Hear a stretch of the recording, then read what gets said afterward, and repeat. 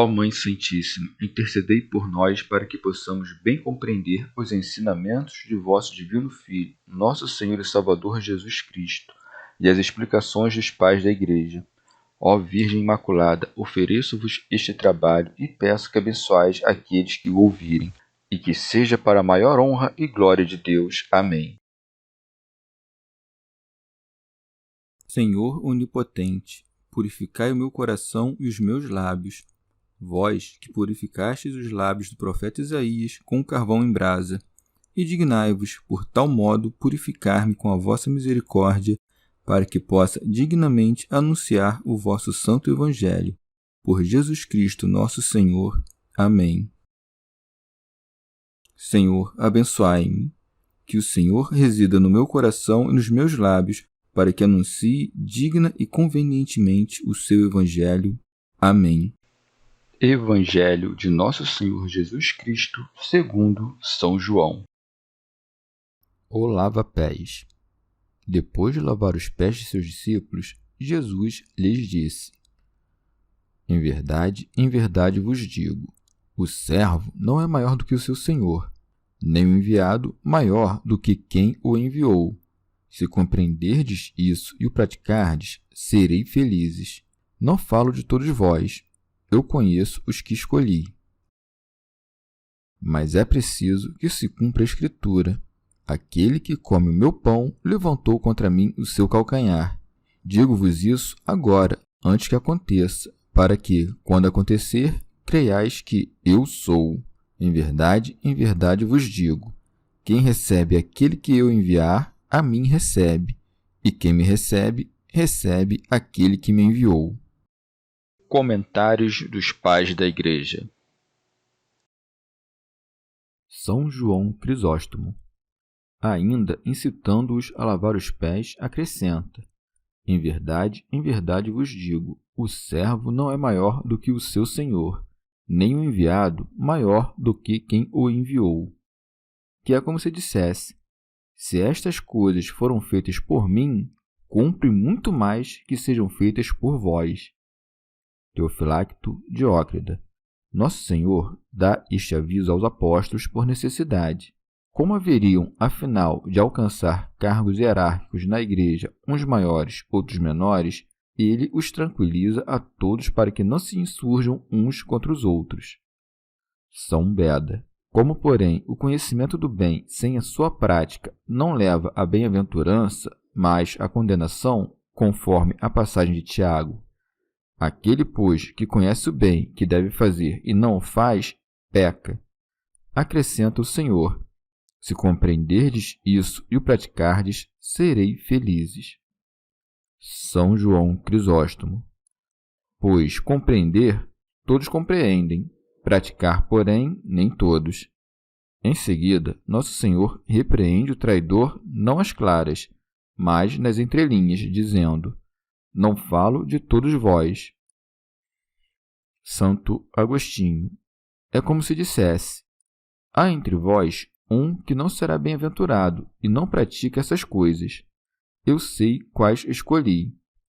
E quais escolheu, senão os que serão bem-aventurados pela prática dos seus mandamentos? Logo, Judas não é um dos escolhidos. Como neste caso, pode Nosso Senhor dizer em outra passagem: não fui eu que vos escolhi a vós, os 12?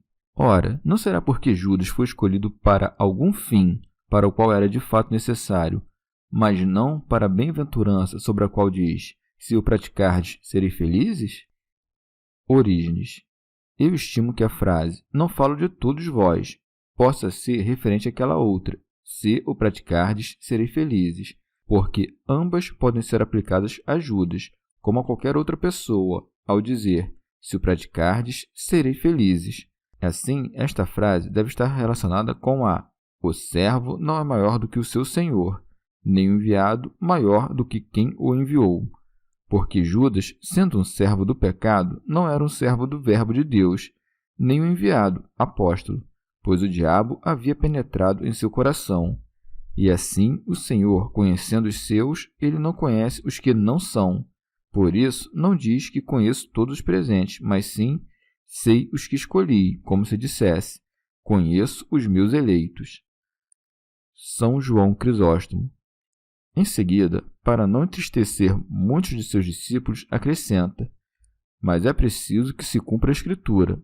Aquele que come o meu pão levantou contra mim o seu calcanhar, mostrando que não era desconhecedor da futura traição e que era mais do que capaz de coibir a Judas. E não disse, me trairá, mas levantará contra mim seu calcanhar, querendo com isso representar o ardil e a ocultação da emboscada. Santo Agostinho. Que outra coisa significa levantará seu calcanhar contra mim, senão me esmagará? E com essas palavras atinge a Judas. São João Crisóstomo. Ora, Nosso Senhor diz: quem come comigo do pão, isto é, quem é por mim alimentado, quem comungou da minha mesa, para que, quando sofrermos algum mal da parte dos nossos servos ou de gente mais reles que nós, não nos escandalizemos, mas voltemos os olhos ao caso de Judas, que, enriquecido de infinitos bens, pagou com o mal seu benfeitor. Santo Agostinho.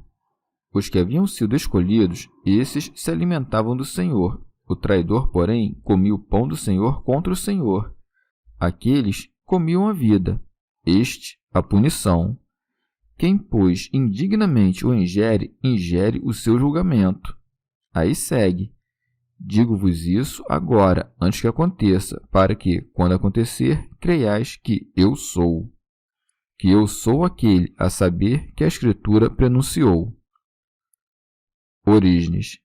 Nosso Senhor não disse aos apóstolos, para que creiais como se já não cressem. Para que creiais equivale aqui a, para que, se credes, pratiqueis perseverando na crença, sem jamais procurar a ocasião de rejeitá-la. Com efeito, por cima de todas as causas que os discípulos obtinham para o fortalecimento da fé, estava também esta, de ver cumprir-se a Escritura anunciada. São João Crisóstomo.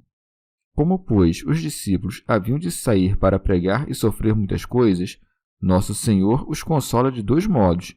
Primeiro, prometendo-lhes seu próprio favor, ao dizer: se o praticardes, serei felizes. Depois, prometendo o favor dos outros, daí já que haviam de receber muitos benefícios dos cuidados dos homens, que acrescenta: em verdade vos digo, quem recebe aquele que eu enviar, a mim recebe, e quem me recebe, recebe aquele que me enviou. Orígenes.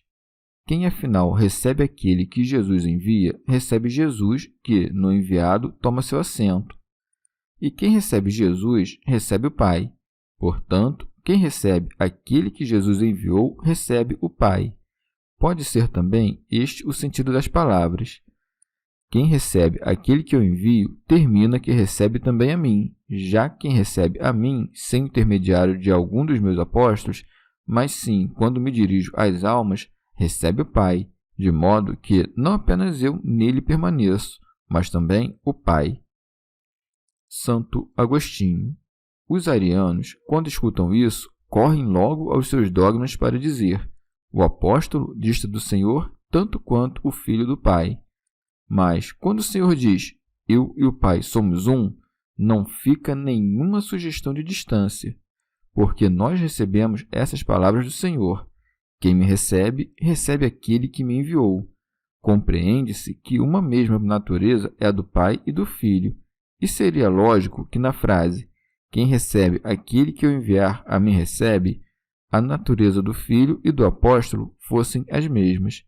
E assim, parece que ele devia dizer: quem recebe aquele que eu envio, me recebe como homem, e quem me recebe como Deus, recebe aquele que me enviou.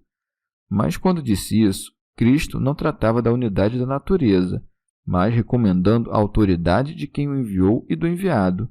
Se então ouvires Cristo em Pedro, verás o Mestre no discípulo, e se vires o Filho no Pai, verás o Pai no unigênito. Chegamos ao fim de mais um dia de comentários da Catena Áurea. Muito obrigado por ficarem até aqui, que Nossa Senhora derrame suas graças sobre nós, e até amanhã.